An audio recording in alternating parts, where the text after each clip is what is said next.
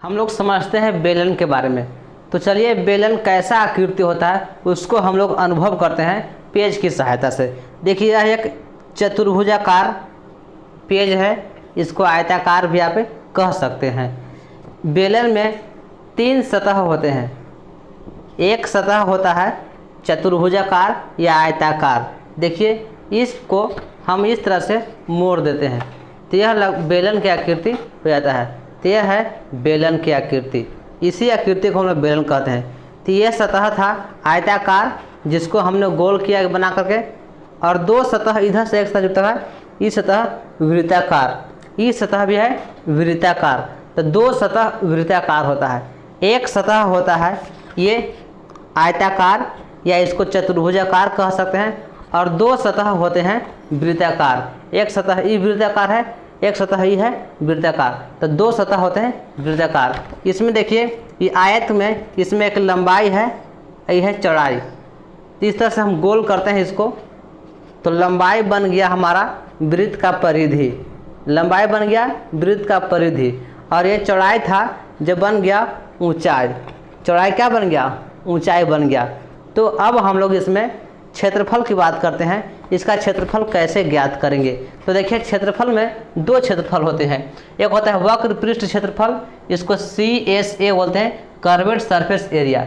इसको निकालने के लिए हम लोग क्या करते हैं, यह बेलन है तो बेलन का सिर्फ ये आयताकार सतह का क्षेत्रफल ही निकालते हैं, वह वक्र पृष्ठ क्षेत्रफल होता है। जैसे देखिए ये इस तरह से बना दिए तो ये हो गया वक्र पृष्ठ क्षेत्रफल, अर्थात CSA कर्वेड सरफेस एरिया।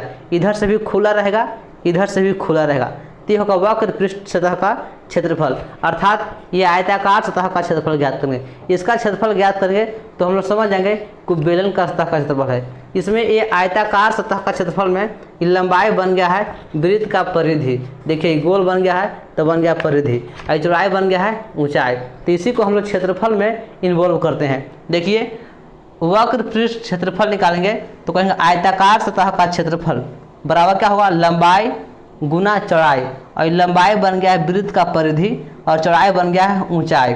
अब वृत्त का परिधि लिखेंगे 2πr, अब लंबाई नहीं रह गया, वृत्त का परिधि हो गया, इसलिए हो गया 2πr, और चौड़ाई बन गया ऊंचाई। देखिए ऊंचाई तो 2πrh, अर्थात वक्र पृष्ठ क्षेत्रफल हो गया 2πrh हो गया।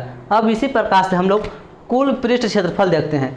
कुल पृष्ठ क्षेत्रफल में क्या हुआ, तो यह बेलन तो रहेगा ही, अब दोनों तौर से ढक देंगे, इधर भी ढक देंगे, इस साइड भी ढक देंगे, दोनों बंद कर देंगे तो ये होगा कुल पृष्ठ क्षेत्रफल।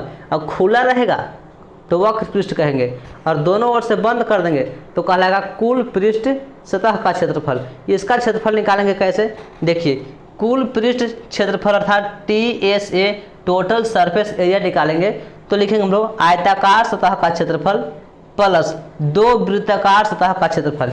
एक आयताकार सतह का क्षेत्रफल और 2 गो वृत्ताकार, इधर से वृत्ताकार गोलाकार सतह या वृत्ताकार सतह ढकेंगे, इधर से भी गोलाकार या वृत्ताकार सतह ढकेंगे, तो 2 गो होगा। अब आयताकार सतह का क्षेत्रफल में क्या होगा, लंबाई गुना चौड़ाई। ये आयताकार सतह का क्षेत्रफल क्या होगा, लंबाई गुना चौड़ाई, और 2 वृत्ताकार सतह का क्षेत्रफल मतलब 2 गुना πr²। एक वृत्त का क्षेत्रफल πr² होगा तो 2 वृत्त का क्षेत्रफल 2πr² होगा। अब हम लोग लंबाई तो बन जाता है ये परिधि, हमने सिखाया कि लंबाई ये है, ये गोल घुमा दिए, इसको बेलन बना दिए तो ये बन गया परिधि, और चौड़ाई बन गया ऊंचाई। तब यह लंबाई परिधि हो गया वृत्त का परिधि, और चौड़ाई हो गया ऊंचाई, तब परिधि वृत्त का परिधि गुना ऊंचाई प्लस 2πr²। अब यहाँ से वृत्त का परिधि लगाएंगे 2πr और ऊंचाई को h, प्लस तो प्लस 2 या 2πr², 2πr²। अभी दोनों मिलाएंगे 2πrh, गुना में हो गया 2πrh हो गया प्लस 2πr²। अब दोनों में देखते हैं 2πr, ये दोनों में कॉमन है, इसमें भी 2πr शामिल है, इसमें भी 2πr शामिल है, तो दोनों में से हम कॉमन लेते हैं। तो 2πr बाहर कर लिए, इसमें बचेगा खाली h, इसमें बचेगा यहाँ पे r² है तो एगो r बचेगा, तो अर्थात कुल पृष्ठ क्षेत्रफल हो जाएगा 2πr × h प्लस r। ये हो गया बेलन का कुल पृष्ठ सतह का क्षेत्रफल। आशा करते हैं कि आपको बेलन अच्छी तरह समझ में आया होगा। इसका क्षेत्रफल भी कैसे बनता है दोनों क्षेत्रफल, कुल पृष्ठ क्षेत्रफल और वक्र क्षेत्रफल के बारे में आपको समझ गए होंगे। अब हम लोग आयतन के बारे में सीखेंगे।